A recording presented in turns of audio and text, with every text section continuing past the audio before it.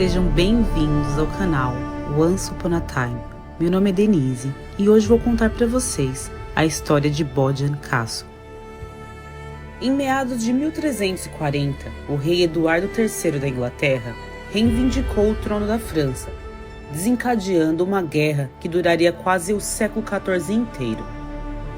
Durante essa guerra, que durou 100 anos, ocorreram algumas das batalhas mais famosas da época medieval, como Crécy, Poitiers e Agincourt.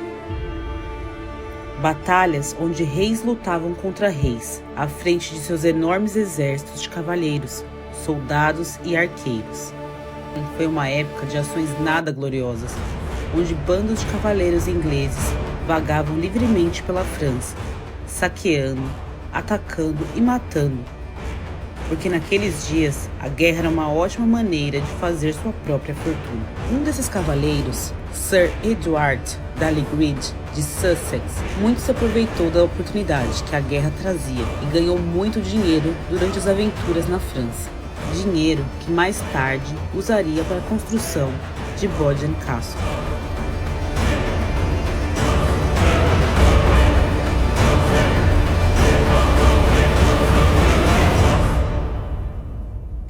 Por volta de 1350, uma mulher importante entra na história.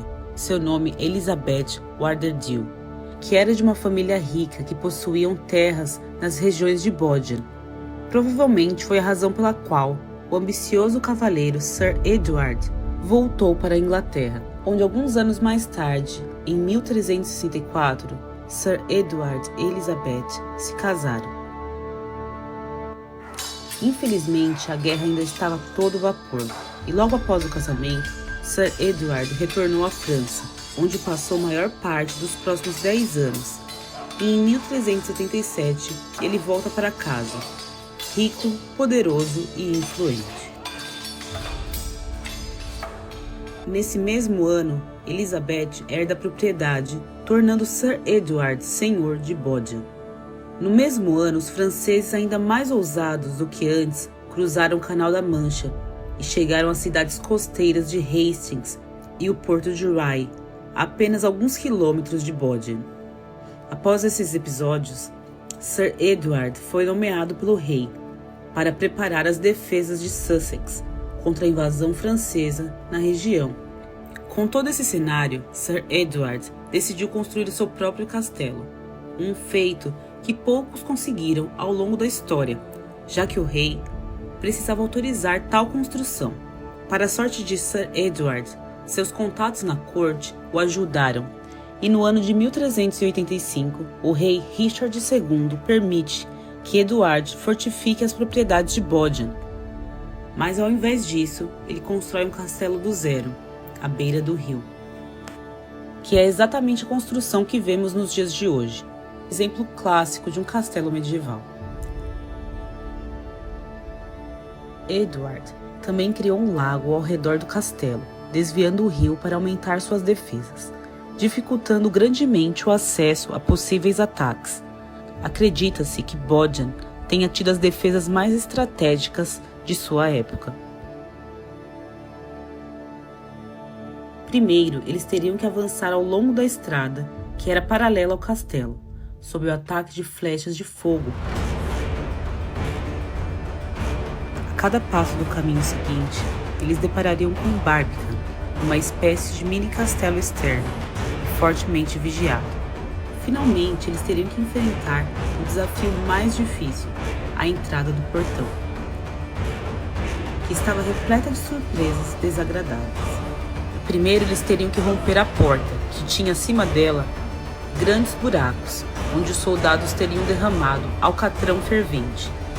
É uma mistura de substância espessa, escura e de forte odor, que se obtém através da destilação de certos materiais orgânicos, principalmente de carvão, ossos e algumas madeiras resinosas. E mesmo se conseguissem forçar a entrada, teriam sido atacados novamente por pedras e mais alcatrão ferventes, que cairiam por esses buracos. Por sorte, nada disso aconteceu. O castelo nunca foi atacado. Algumas pessoas argumentam que as defesas eram mais para Sir Edward exibir o seu poder. Apesar de todo o símbolo de poder que o exterior exibia, Bodiham foi uma morada oficial do casal Edward e Elizabeth. Eles tinham todos os confortos de uma casa senhorial. Embora pareça difícil imaginar, as paredes que agora são ásperas e arruinadas, antes eram lisas, de arenito recém-extraído. Imagine que, em vez de arcos vazios que vemos hoje, haviam janelas com venezianas e portas feitas de carvalho inglês. Havia um grande salão onde o casal provavelmente serviu muitos jantares para familiares e amigos. O casal tinha até mesmo a sua própria capela.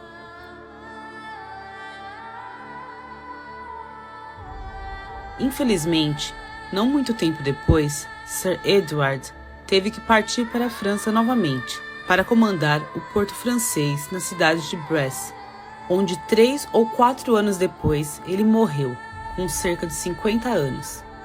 Como todos os cavaleiros e nobres da sua época, ele passou parte dos 15 anos de sua vida em ações na França. Sir Edward foi certamente o proprietário mais importante de Bodiham, mas a história do castelo não termina com ele. Nos próximos 250 anos, o castelo passou para uma das famílias mais influentes, os Lancasters, e foi saqueado e deixado em ruínas por volta de 1600. Isso marcou um novo começo para o castelo. Embora arruinado por dentro, Bodiham ainda é um dos castelos mais magníficos, onde exala uma áurea romântica e misteriosa. Espero que vocês tenham gostado desse vídeo. Não esqueça de deixar o seu like. Comenta aqui embaixo se você gostou. Te vejo nos próximos vídeos.